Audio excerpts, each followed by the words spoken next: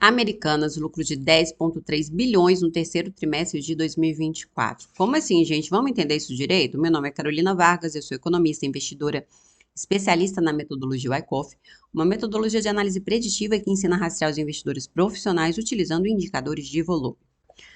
Pessoal, quinta-feira, após a divulgação dos resultados americanas, várias notícias positivas, manchetes otimistas sobre a empresa, vamos entender o que aconteceu. As manchetes estavam da seguinte forma.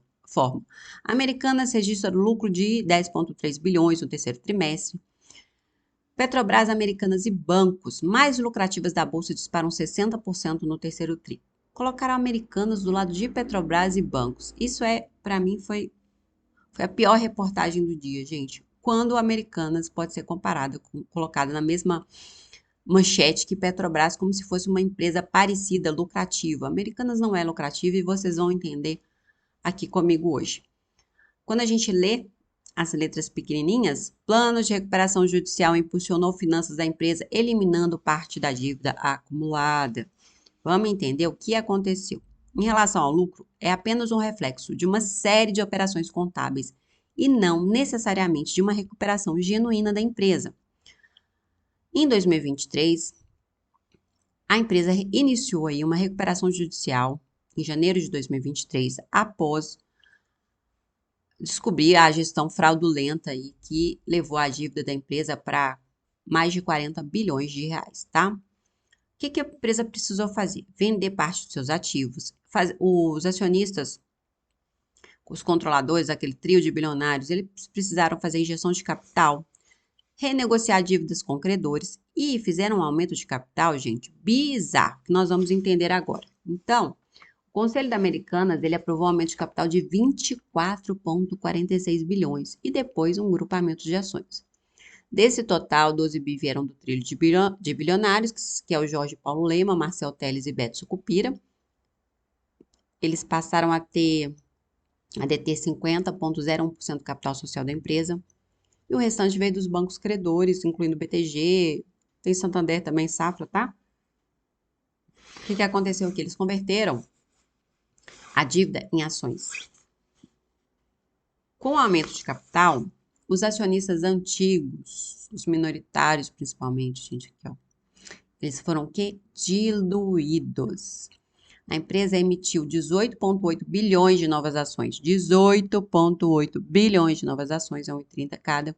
E bônus de subscrição de 6,27 bilhões. E aí depois fez um grupamento de 1 para 100, para não ficar esse número gigantesco aqui de ações, eles vão lá e fazem um grupamento, a empresa parece outra, né? Depois o balanço dela, os dados dela, é outra empresa. Mudou tudo. Mudou toda a estrutura de capital. Ao todo, gente, o aumento de capital teve um aporte de 12 bi, então, dos acionistas de referência, 5,01% de participação, que eles passaram a deter. Os credores também converteram 12 bilhões em dívidas em ações, passaram a deter 47,6% da empresa. E o maior acionista minoritário, que é o Inácio de Barros Melo Neto, que ele possui 113 milhões de ações, uma fatia de 12,5% na empresa, teve sua participação reduzida para menos de 1% do total, o que são 113 milhões de ações, perto de 18,8 bilhões, ou até mais, né? Então, os minoritários passaram a ter aproximadamente 3,2% dos papéis apenas. Essas ações que foram emitidas, elas passaram a ser negociadas no dia 26/7 e teve um grupamento aí no dia 26/8. Aquele grupamento aqui para poder esconder essa quantidade gigante de ações, né? Que um tempo ninguém lembra mais, 18,8 bilhões de novas ações emitidas. Aí, os acionistas, alguns credores, como BTG e Santander, fizeram venda de parte de suas participações de 20/8 e 23/8. Mas, gente, as ações iam cair de qualquer jeito, tá? Eu vou explicar para vocês por quê. Nós temos um padrão aqui de distribuição. Eles anunciavam aumento de capital, a mídia anunciando aumento de capital como algo muito positivo para a empresa, e apesar de ser positivo, realmente vai dar chances da empresa aí de sobreviver após essa fraude bilionária. No entanto, gente, o preço de mercado da empresa sobe muito, tá? E aí não tem como um preço de uma empresa o preço de uma empresa como Americanas de mercado ser muito superior, por exemplo, a Magazine Luiza, a Casas Bahia. Aqui, nós temos um padrão de venda claro. Anunciaram que seria muito positivo o aumento de capital. Muita gente desavisada, que não entende, comprou. O preço chegou a subir bastante. Depois os vendidos entram pesado aí, jogando o preço para baixo. As vendas do Santander e do BTG podem ter acelerado um pouquinho o processo, ter ajudado aí. Tanto que aqui, gente, vocês podem perceber que foi tanto volume tanta oferta injetada aí no mercado, que aqui durante esse intervalo aqui de preço nem negociação teve. Nós temos aí um gap. A gente chama isso de gap, tá? A gente não sabe nem se o Banco Santander, por exemplo, e o BTG são players que estão operando vendido aí em Americanas, gente. A gente não sabe a estratégia desses investidores, tá? Então, a gente tem que ter muita atenção a isso. Quando olhamos no gráfico, vou pegar o gráfico aqui para vocês, a gente percebe uma queda chegou a cair 96% em pouquíssimo tempo, tá? Isso devido ao valor de mercado que atingiu a empresa. O valor de mercado de uma empresa ele é determinado pela quantidade de ações vezes o preço do ativo. Então, o valor de mercado da Americanas ele ficou muito alto, um valor de mercado bem superior de Magazine Luiza, bem superior de Casas Bahia, e não faz o menor sentido isso, tá? E agora a gente vê o que aqui? Um padrão de compra, né? A gente vê a alteração do ponto de controle para a base, uma formação de uma zona de liquidez. O ponto de controle começou a se alterar aqui em cima, e aí a gente pode perceber que tem uma atuação muito grande aqui, muita gente vendendo, mas muita gente comprando, tá? E aí começa a ter alteração de ponto de controle, temos mais uma alteração aqui para baixo, então se você quer comprar o ativo, o ideal é você fazer preço médio quando temos esse tipo de padrão gráfico.